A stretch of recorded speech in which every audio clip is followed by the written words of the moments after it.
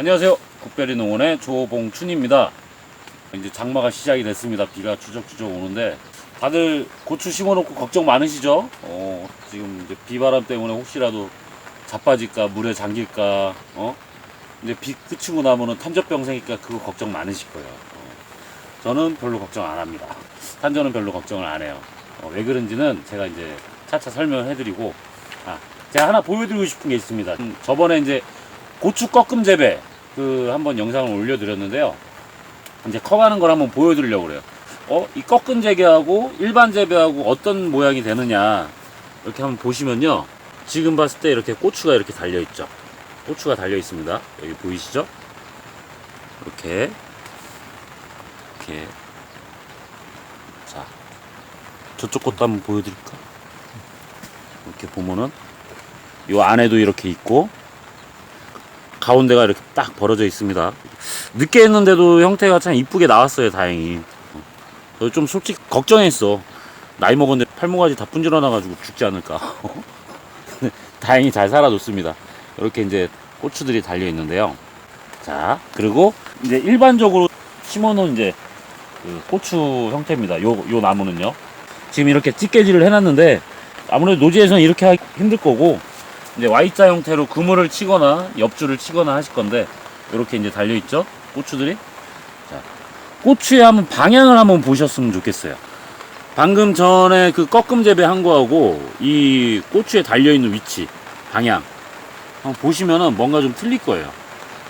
혹시 차이를 느끼셨나요? 어떤 차이인지? 이 나무가 더 좋다고? 생생하다고?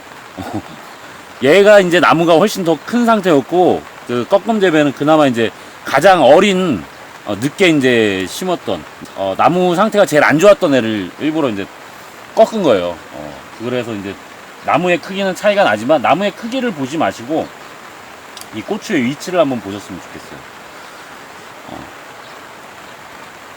보세요.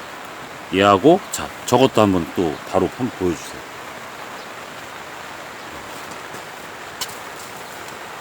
혹시 이제 느끼셨나요? 뭐가 틀린지? 이 고추의 방향이 틀립니다. 달려있는 방향. 지금 이 꺾음 재배한 거는 이렇게 이제 바깥에 나와 있어요. 고추들이. 이렇게 가지의 바깥쪽으로 지금 매달려 있고, 일반적인 거는 지금 안쪽에 지금 달려 있죠. 가지의 바깥이 아닌 안쪽으로. 그래서 얘네들을 따려면은 지금은 나무가 작으니까 이제 손이 들어가기 수월한데, 나중에 이제 병해충을 잘 예방을 해가지고 오랫동안 딸 때는 이제 나무가 훨씬 클 거 아니에요? 그때 이제 손을 집어넣으면 힘들어요. 가지 속으로 이렇게 손을 집어넣어야 되는데 얘는 그냥 이렇게 바깥에서 따면 됩니다. 툭툭. 그리고 이제 손을 집어넣는 거는 벌어진 가지 안쪽에 하나만 이렇게 손을 넣어주면 돼요. 그러니까 아무래도 이제 고추 수확하기가 상당히 수월합니다. 요 형태로 고추를 재배를 했을 때는요. 그 꺾음 재배하고 일반적으로 키우는 거에 이제 어느 정도의 비교 영상을 보여드렸는데 이제 아시겠죠? 어떤 차이가 생기는지요. 제가 이제 중간중간이라도 한 번씩 더 찍어서 올려드릴 테니까 한번 보시면서 계속 비교를 해보세요. 비교를 해보시고 과연 이거 해볼 수 있을까? 라고 이제 판단이 되시면은 내년에 한번 시도를 해보시는 것도 재밌는 고추 농사가 될 겁니다. 그리고 지금 이제 한창 비가 오는데 사실 지금 이럴 때는 저도 이거 찍을 때가 아니라 부침개라도 붙여갖고 청양고추 막 다지고 파 뽑아가지고 파전해가지고 막 이렇게 좀 지짐해 먹으면서 막걸리 한 잔 먹어야 되는데 지금 이거 찍고 있어요. 이제 제가 나중에 이제 좀 준비해가지고 전 부치는 거 한번 영상 올려드리겠습니다. 제가 좀 전 좀 부칠 줄 알아요. 이렇게 비가 올 때 고추 농사 짓는 분들이 항상 걱정하는 게 이제 탄저병인데 사실 시설할 경우에는요, 이렇게 장마기에는 탄저병은 걱정을 안 합니다. 다만 이제 비닐하우스에다 이제 고추를 심는 경우에는 이렇게 비가 오고 막 그러면 바깥에 있는 벌레들이 안으로 다 들어와요. 나방이나 뭐, 나비나. 지금 저 메론 심어 놓은 데나 뭐, 여기 고추 심어 놓은 데나 돌아다니면 나비밭 같아. 막, 배추, 흰나비? 막 팔락팔락 거리면서 많이 싸돌아다닙니다, 지금. 그렇게 이제 비가 올 때는 이렇게 나방들이나 이런 해충들이 많이 들어오고, 사실은 병은 별로 걱정을 안 해요. 근데 노지 같은 경우는 걱정을 해야 됩니다. 특히 탄저병, 탄저병, 역병. 그래도 이제 요즘은 이제 역병약이 워낙에 좋아져가지고 이제 어느 정도 잡아주긴 하는데 기본적으로 탄저병은 좀 힘들어요. 왜 그런지는 이제 탄저병에 대해서 알면은 좀 이해를 하실 거예요. 제가 탄저병에 대해서 좀 이제 공부를 해보면서 아 얘는 어떻구나라는 거를 좀 알겠더라고요. 그러니까 기본적으로 탄저병이라는 게 탄저병에 병을 발생하는 균체는 사실은 곰팡이입니다. 곰팡이요. 곰팡이라는 게 탄저병을 생긴다라는 게 사실 이해를 잘 못하실 것 같은데 얘네들이 아주 끈적끈적한 점액질로 되어 있는 그 곰팡이류예요. 얘네들이 이제 별칭이 있습니다. 별칭이 자연계의 청소부, 식물체, 유기물들이 흙에 이렇게 섞여 있으면은 거기서 얘네들을 분해해주는 역할을 더 많이 해요. 얘네가 병원체이기도 하지만 이런 유기물들을 분해해주는 균체입니다. 곰팡이류들이 사실은 토양 속에서 그런 역할을 많이 해줘요. 최종적으로 이제 분해를 해주는. 걔네들도 그러니까 어떻게 보면 아니라 사실은 미생물입니다. 토양 속에 있을 때는 유익균일 수도 있어요. 왜냐하면 이런 잔재물들을 없애서 흙 속으로 돌려보내주니까. 하지만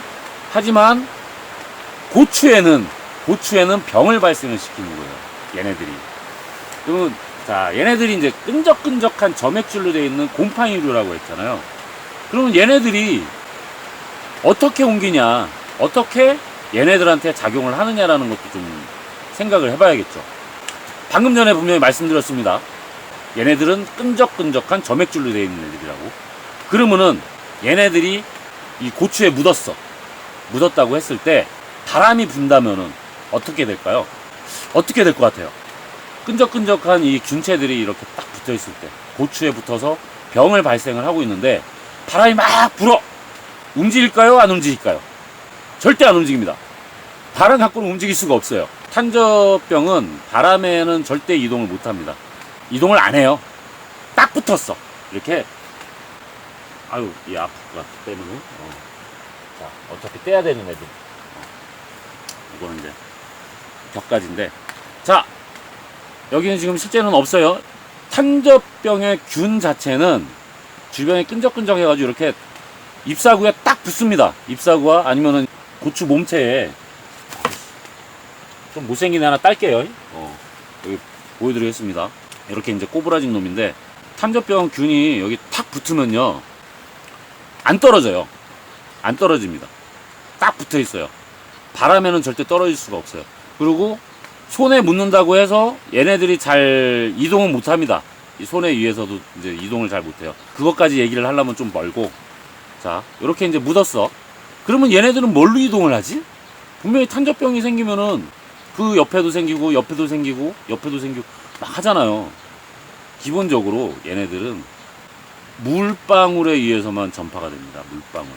물방울. 자, 그래서 비가 오면서 약간 좀 강한 비에서는 물방울이 상당히 멀리까지 퍼집니다. 물방울이 딱 바닥에 탁 튀어서 멀리 날아가요. 상당히 멀리. 전 그것 좀 누군가 연구했으면 좋겠어. 그러니까 빗방울이 이렇게 바닥에 떨어질 때 몇 메다까지 날아가는지. 하지만 상당히 멀리까지 날아간다는 거. 이 토양에 있는 이런 이제 잔재물들, 병원군이 서식할 수 있었던 이런 잔재물에 있었던 애들이 빗방울에 탁 튕겼을 때 멀리 날아가서 고추 상위 위쪽에 있는 이파리까지도 잎이나 이제 고추에도 병원균이 발생을 해요. 그거는 사람의 손이나 바람에 의해서 퍼진 게 아니고 순수하게 물방울에 의해서만 퍼진 겁니다. 참 신기하죠? 그래서 정말 물어보는 거야. 누군가가 빗방울이 떨어졌을 때 도대체 몇 메다까지 날아갈 수 있는지 한번 연구를 해줬으면 좋겠어요. 정말 궁금해요, 저도. 근데 상당히 멀리까지 퍼진다는 거예요, 이 빗방울이. 그리고 자연적인 거는 빗방울이지만 인위적인 것도 있습니다. 인위적으로 얘네들이 탄저병이 생길 수도 있어요. 어떤 때 조르로 아니면은 물호수 있죠. 물호수 막 쏘잖아. 막 날 뜨겁다고 해가지고 물 막 쏘죠. 야, 시원해져라. 죽습니다. 날 뜨거울 때 기본적으로 찬물을 그렇게 흠뻑 머리부터 뿌려주는 거는 얘네들을 죽이는 거예요. 엄청난 스트레스를 주는 겁니다. 물 주는 사람들도 생각을 해봐. 지나가다가 가만히 있는데 위에서 물벼락을 확 뿌렸어. 기분 좋겠어요, 안 좋겠어? 안 좋지. 승질나지. 얘네들도 그래요. 일단 기본적으로 얘네들도 스트레스를 많이 받지만 그 다음에 뭐가 문제냐, 땅에 있던 탄저병의 균체하고 아니면은 묻었던 애들, 여기 이제 병원균이 발생했던 나무에서 물에 의해서 이게 튕기면서 옆으로 퍼지고 옆으로 퍼질 수가 있어요. 그래서 인위적으로 강한 물줄기로 해가지고 막 뿌려주는 거는 사실 좋지는 않아요. 뭐 이제 약재를 섞어가지고 연면 시비해주고 하는 거는 괜찮지만 물을 뿌려주는 거는 상당히 좋지 않다는 거. 그건 탄저병을 옮길 수 있는, 그 다음에 역병까지도 옮길 수 있는 행위입니다. 방식이에요. 그런 방식은 사용을 하지 않고, 예를 들면 이제 점적을 쓴다거나 아니면 뭐 밑에서 그냥 그걸 뭐라 그러지? 우리 골물 된다고 그러지, 골물. 물이 좀 많으면 골물을 된다거나 이렇게 해주면 괜찮은데, 그렇지 않고 이렇게 막 물을 세게 강하게 위에서 살포를 해주고, 저것도 안 좋아요. 멀칭이 없는 상태에서 분수호수라는 게 있습니다. 호수가 깔려 있는데 분수처럼 막 이렇게 나오는 게 있어요. 여기도 지금 분수호수가 깔려 있는데 멀칭 위에다 놓고서 갱을 막 뿌리는 거는 똑같이 비가 오는 현상과 같은 거예요. 땅에 물이 튀겨가지고 묻을 수가 있기 때문에 병원균들이 갈 수 있어요. 그래서 이제 그걸 예방을 하는 방법이 뭐가 있냐, 이런 이제 물 주는 방식도 있지만, 그래서 바닥에 부지포나 멀칭을 흙이 안 보이게끔 덮어주는 거예요. 덮어주는 거예요. 근데 다 비닐로 덮어버리면은 너무 땅이 뜨거우니까 이제 부지포를 깔아준다거나 볏짚을 깔아주는데, 그러면 이제 토양 지온도 낮춰주고 빗물에 의해서 이제 전파되는 것도 좀 예방을 할 수가 있는 거예요. 무조건 약재 살포만 방법은 아닙니다. 제가 지금 이제 탄저병의 기본적인 얘네들이 병이 왜 생기는지, 탄저병 자체를 알아야지만 얘네들을 예방을 할 수 있고 정상적으로 키울 수 있는 거예요. 이제 기본적으로 그걸 말씀을 드린 거고, 다음에는 제가 지금 좀 비가 왔는데도 제가 좀 바쁩니다. 지금 막 대파 뽑고 저희 양배추 밭 지금 막 갈아엎어가지고 또 이제 한창 이제 그 잔재물 같은 것도 좀 부숙시켜가지고 또 상추 심을 준비하느라고 제가 정신이 없어요. 아, 대파 너무 힘들어, 씨. 괜히 심었네, 대파. 너무 많이 나와, 양이. 그러다 보니까 제가 좀 시간이 짧아가지고 잠깐 지금 이것만 설명을 해드릴 거고, 다음에 제가 바로 이제 붙여갖고 되도록이면 바로 붙여서 이제 찍으려고 해요. 이제 탄저병 예방하는 방법들 중에서도 뭐 약을 쳐서 방지하는 것도 간단하게 이제 부지포 까는 건 얘기 드렸으니까, 그 외에 또 나머지 방지할 수 있는, 막을 수 있는 방법들에 대해서 좀 더 설명을 해드릴게요. 다른 것들은 사실 그러니까 치료약들이 다 있는데 탄저병 같은 경우는 사실 치료가 잘 안 돼요. 그래서 막 뽑아가지고 태우는 겁니다. 다른 것들은 어느 정도 치료가 돼요. 탄저병이 가장, 그래서 뭐 석회결핍하고 자꾸 헷갈리시는 분들도 있는데, 그것도 이제 다음에 비교 영상을 올려드릴 테니까 그거 보시고서 농사에 좀 도움이 되셨으면 좋겠어요. 요즘 댓글에 그 도움이 많이 되셨다고 말씀을 해주셔서 제가 좀 많이 뿌듯합니다. 아유, 감사해요. 그런 거 상당히 좋아. 저에게 힘을 줍니다. 아유, 감사해요. 다들 이제 비 오는데 건강 조심하시고요. 또 다음에 또 뵙겠습니다. 항상 행복하시고 건강하시길 바랄게요. 감사합니다.